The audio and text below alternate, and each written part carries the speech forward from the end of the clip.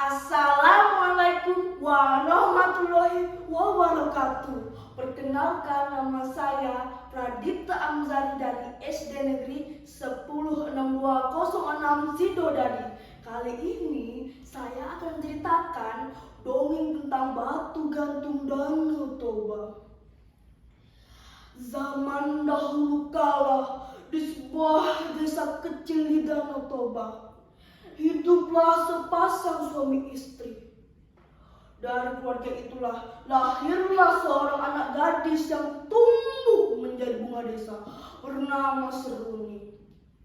Seruni tak hanya dikenal karena parasnya yang cantik jelita, namun juga karena budi pekertinya yang luhur sejak dia kecil. Dia juga terbiasa membantu kedua orang tuanya bekerja di ladang guna mencukupi kebutuhan sehari-hari. Datanglah seorang pemuda tampan bernama Sidoli. Dia adalah kekasihnya Seruni. Sepertinya ada hal penting yang ingin abang bicarakan denganmu, Seruni. Apa itu, Bang? Seperti yang telah kau ketahui, kita sudah lama saling mengenal dan tujuan abang hanya satu, menikahi dirimu. Demi itu semua, aku berniat pergi merantau mencari rezeki keluar desa. Abang ingin meninggalkan desa dan pergi jauh dari sini. Benar, jika aku tetap tinggal di sini, entah sampai kapan biaya pernikahan kita bisa terkumpul. Singkat cerita, tak hanya berladang, ayah Seruni juga bekerja sebagai nelayan di Danau Toba. Namun, hasil jeripayah itu tak sepenuhnya dipakai untuk kebutuhan sehari-hari, namun dipakai untuk berjudi dan berfoya-foya. Tak saat itu juga, ayah Seruni sedang dalam masalah besar. Hutang-hutangnya menumpuk hingga dia tak sanggup membayarkannya lagi. Apa? Kau kalah lagi? Hutang sebelumnya belum kau lunasi. Jangan harap kau bisa berhutang lagi. Maafkan aku. Aku yakin akan melunasi semua hutang-hutangku. Tidak bisa. Omongan orang sepertimu tak bisa dipegang. Lunasi sekarang juga. Maaf, tolong beri aku lagi. Kali ini akan kusuruh istri dan anakku bekerja lebih giat lagi. Oh ya. Aku baru ingat, kau punya anak gadis yang cantik jelita. Kalau begitu, nikahkan putrimu dengan anakku. Sang ayah bingung dengan nasibnya. Sebenarnya dia tak tega jika harus mengorbankan putrinya Seruni. Hingga suatu hari, tak sengaja Seruni mendengar pembicaraan kedua orang tuanya perihal perjodohan dirinya. Ayah, kenapa kau berhutang kepada orang itu lagi? Dia sangat kejam. Permintaannya juga terlalu berat. Memaafkan aku, kebiasaan aku berjudi dan berfoya-foya harus membuat keluarga kita jadi seperti ini. Apa kau tak memikirkan nasib Seruni? Apa dayaku, semua ini juga sudah terlanjur. Kebiasaan berjudi dan berfoya juga harus membuat keluarga kita jadi seperti ini. Tentu, aku juga tak rela jika anakku harus menjadi mantu orang itu. Emangnya kau punya cara lain selain mengizinkan Seruni menikah dengan anak orang itu? Hah? Ada atau tidak? Ibu tak tahu, Ayah. Ibu juga bingung. Kalau begitu, kita relakan saja anak kita. Kau harus meyakinkan Seruni menikah dengan anak orang itu. Pasti akan bahagia. Kalau begitu, bagaimana jika Seruni menolak perjodohan ini, Ayah? Seruni harus menerimanya. Jika tidak, kita akan dalam bahaya. Ya sudah, kalau begitu, Ayah. Mungkin dengan pikiran tenang, kita bisa menemukan cara bisa menikah dengan jodoh pilihannya. Setelah mendengar pembicaraan kedua orang tua Seruni, tangis Seruni pun pecah. Seketika dia teringat janji mesranya kepada si Doli. Keesokan harinya Seruni pergi ke ladang ditemani anjing kesayangannya si Toki. Setimpanya di sana, Seruni hanya duduk termenung. Wajahnya muram, tatapannya kosong. Ladang itu tak lagi dia sentuh. Dia hanya duduk termenung. Seruni merasa tak ada siapapun untuk berbagi selain anjing kesayangannya si Toki. Toki, aku sangat sedih.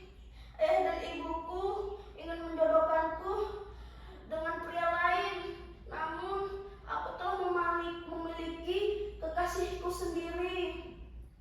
Jika aku memilih kekasihku sendiri, ayah dan ibuku akan dalam bahaya. Namun, jika aku memilih perjodohan ayah dan ibuku, aku akan mengingkari janjiku bersama kekasihku. Aku harus bagaimana, Toki? Tangis Seruni pun pecah. Dia tak sangat sedih dengan nasibnya. Si Toki tampak sangat kebingungan dengan majikannya. Si Toki berusaha menghibur majikannya. Dia mengendus-endus pakaian Seruni dan menaruhkan kepalanya di pangkuan Seruni. Setelah beberapa saat tampak ada jawaban, Seruni pun beranjak dari tempatnya. Dia berjalan ke arah Danau Toba.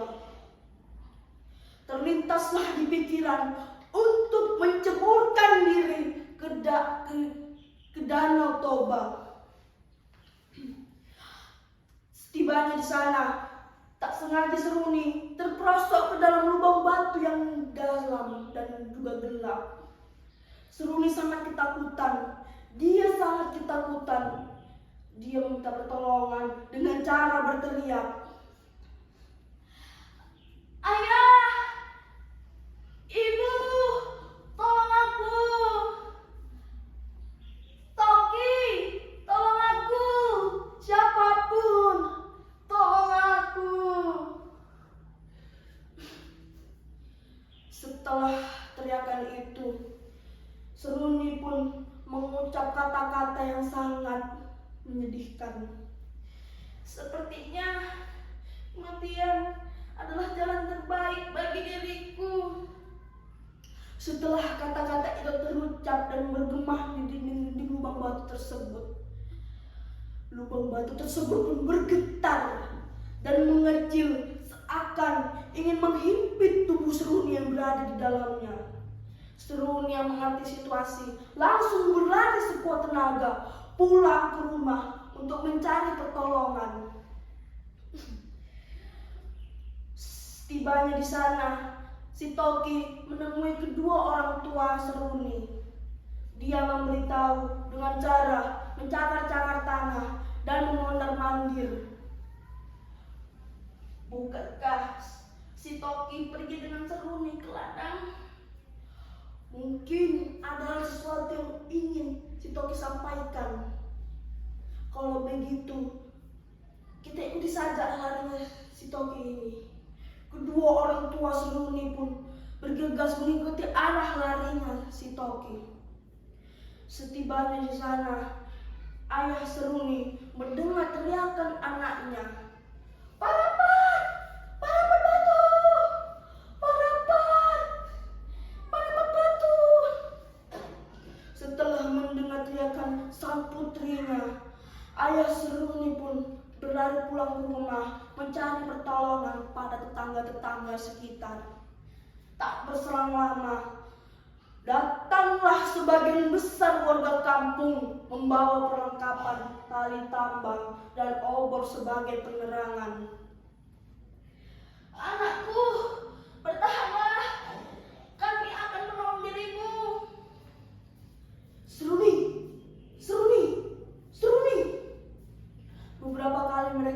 rakyat dan memanggil nama Seruni. Para warga pun bergegas memberi pertolongan dengan cara mengulurkan tali tambang hingga ke dasar lubang batu tersebut. Tak pula disentuh, tak pula dipegang oleh Seruni. Seakan Seruni menerima nasibnya. Parapat! Parapat batu! Parapat! Parapat batu! Suara parapat-parapat itu seakan meminta batu-batu di sekeliling Seruni untuk terus menghimpit tubuh Seruni. Ayah Seruni sangatlah khawatir dengan putrinya. Tiba-tiba suara gemuruh terdengar, bumi berguncang. Lubang batu tersebut menutup dirinya bersama Seruni di dalamnya. Muncullah sebuah batu yang besar yang menggantung di dinding-dinding Danau Toba yang menyerupai sebuah wanita. Dan kata parapat yang didengar oleh warga menjadi asal mula nama daerah tersebut. Dan batu yang menggantung yang menyerupai sosok wanita hingga sekarang dikenal oleh masyarakat dengan nama Batu Gantung. Pesan moralnya dalam cerita ini adalah jangan memaksakan diri dalam kehendak kita untuk orang lain. Demikian saya akhiri dengan Assalamualaikum warahmatullahi wabarakatuh.